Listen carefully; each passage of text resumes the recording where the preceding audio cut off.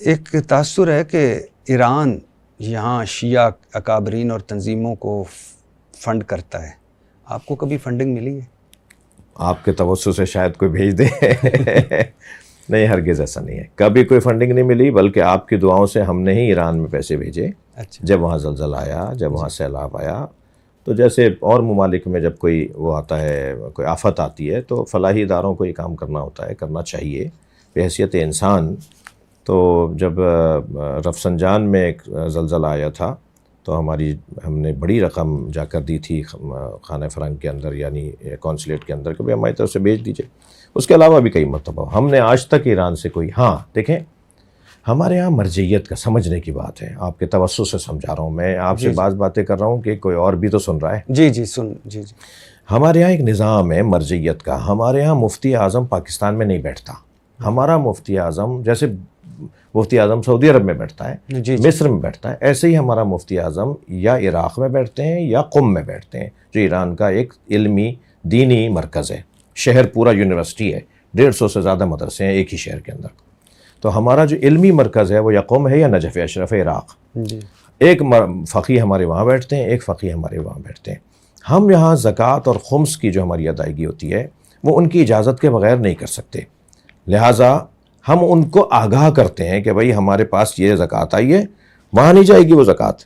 پھر وہ کہیں گے جی بانٹ دیجئے پاکستان میں. اچھا، ان کے پاس بھی درخواستیں گئی بھی ہوتی ہیں، بکھر سے، سکھر سے، لیا سے، خیرپور سے، نواب شاہ سے. تو وہ کہتے ہیں جی نواب شاہ میں ایک ہاسپٹل بن رہا ہے، اس کو دے دیجئے. مثال فلاں جگہ یہ ہو رہا ہے. تو وہ ہم اپنی زکوٰۃ اور اپنا خمس جو ہے پاکستان کا ہی پاکستان میں ہی خرچ کرتے ہیں. ٹھیک ہے. اب اگر اس کو یہ تصور کیا جائے کہ بھئی اجازت تو انہوں نے دی تھی تو انہوں نے پیسے دیے، نہیں بھئی ہمارے اپنے پیسے تھے. نہیں، یہ تو بالکل ڈیفرنٹ ہے. جو فنڈنگ مثال کے طور پہ اپنے ایجنڈے کے لیے، اپنے اکابرین کے لیے، اپنی تنظیموں کے لیے، پہلے تو میں اس کا تردید کروں گا، انکار کروں گا کہ ایسا نہیں ہے. اور اگر ایسا ہے بھی، یعنی میرے ساتھ تو کوئی تعلق ہی نہیں ہے، جی. لیکن اگر کسی شیعہ شخصیت کے ساتھ تعلق ہے بھی تو ہمارے ادارے کیا کر رہے ہیں؟ کنٹرول کیوں نہیں کر رہے؟ پکڑ کیوں نہیں رہے؟ دیکھ کیوں نہیں رہے کہ کہاں سے کوئی پیسہ آ رہا ہے؟ جی بالکل ٹھیک. اچھا سر، ابھی ایران کی بات ہو رہی تھی. پہلا ملک تھا ایران جس نے پاکستان کو تسلیم کیا. ایران اور ہمارے تعلقات اچھے رہے. ہم نے بھی عبد المالک ریگی ہو وہ حوالے کیا، سفارتکاری میں ہم نے ان کی مدد کی ایک عرصے تک.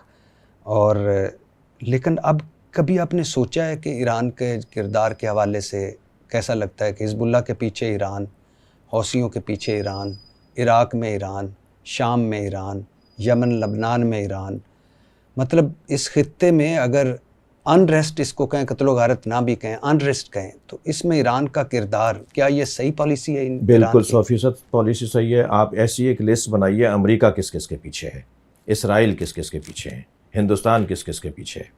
آپ پھر طے کر لیں گے خود ہی کہ ایران مظلوموں کے پیچھے ہے یا ظالموں کے پیچھے ہے. جتنے بھی آپ نے ابھی نام لیے ہیں وہ سارے مظلوم ہیں، ان کی زمینوں پہ قبضے ہوئے ہیں، ان کے بچوں کو مارا جا رہا ہے، ان کے ساتھ زیادتی ہو رہی ہے، ان کے لوگوں کو ان کے وطن سے نکالا جا رہا ہے. ایران مظلوموں کے پیچھے ہے. اور کیونکہ مولا علی علیہ السلام کا جو وصیت ہے اس میں جو اہم ترین جملہ ہے حضرت کا، حضرت نے اپنے دونوں شہزادوں سے، امام حسن امام حسین علیہ السلام سے فرمایا، کُونَا لِلظَّالِمِ خَصْمًا وَلِلْمَظْلُومِ عَوْنًا. اے میرے حسن و حسین، میں تم دونوں کو اوصیکما وجمیع ولدی وأہلی ومن بلغ کتابی، میں تم دونوں کو، اپنے اہل و عیال کو، اپنے متعلقین کو، اور جس تک یہ میری بات پہنچے یعنی ہم تک، میں تم سب کو وصیت کرتا ہوں کہ ہمیشہ ظالم سے نفرت کرنا اور مظلوم سے پیار کرنا. ایران کا بے حیثیت ایک مملکت اہل بیت، یعنی جن کے ہاں فقہ، جن کا آئین جو ہے وہ فقہ اہل بیت کے مطابق ہے، فقہ جعفریہ کے مطابق ہے، انہیں یہ اعزاز حاصل ہے اور اس پہ ہمیں فخر کرنا چاہیے. اگر کوئی مجھ سے کہتا ہے آپ ایرانی وہ ہیں، بھائی الحمدللہ میں اسرائیلی ایجنٹ نہیں ہوں، الحمدللہ میں امریکی ایجنٹ نہیں ہوں. اگر یہ ثابت بھی ہو جائے، جس کا میں انکار کرتا ہوں، میں تو فارسی بھی اردو لہجے میں بولتا ہوں تاکہ یہ ثابت ہو کہ میں پاکستانی ہوں. لیکن اگر کوئی یہ کہتا ہے اب کہ ماشاءاللہ پاکستانی ہیں، پاکستانی پہ فخر ہے، پاکستانی پیارے ہیں سر، بہت شکریہ.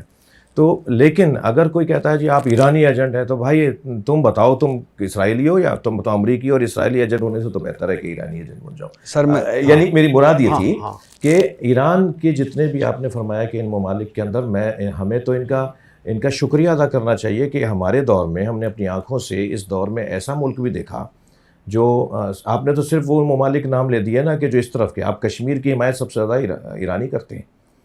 حتیٰ انہوں نے کئی مرتبہ ہندوستان سے معاہدے رد کر دیے کیونکہ کشمیر کے حقوق ضائع ہو رہا تھا. جہاں جہاں افغانستان تعجب